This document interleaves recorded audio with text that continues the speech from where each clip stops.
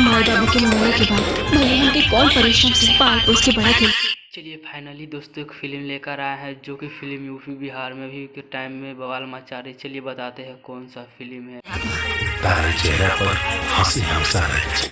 Hello दोस्तों, मैं आपका चाहत फिनिश भाई जो कि इस फिल्म में मैं बात करने जा रहा हूँ भैया मेरे राखी को बंधन को निभाना, जो कि अभी के टाइम में यूपी बिहार में बवाल मचा रही है। चलिए बताते इसे रिलीज डेट कब कर दिया जाएगा। दोस्तों इसे 19 अगस्त को रिलीज कर दिया जाएगा सिनेमा घरों में। दोस्तों इस फिल्म में अक्षरा सिंह जो कि काम कर रहे हैं और मनोज झा जो कि इसमें हीरो का रोल कर रहे हैं, जो कि फिल्म यूपी बिहार में बवाल मचा रही है और सिनेमा घर में लगने वाले हैं। दोस्तों सिनेमा घर में क्या कहते हैं, ट्रेलर ही बवाल मचा रही है दोस्तों। तो फिल्म आने के बाद बहुत ही वायरल होगा दोस्तों। यूट्यूब पर भी काफ़ी ट्रेंडिंग में भी चल रहा है।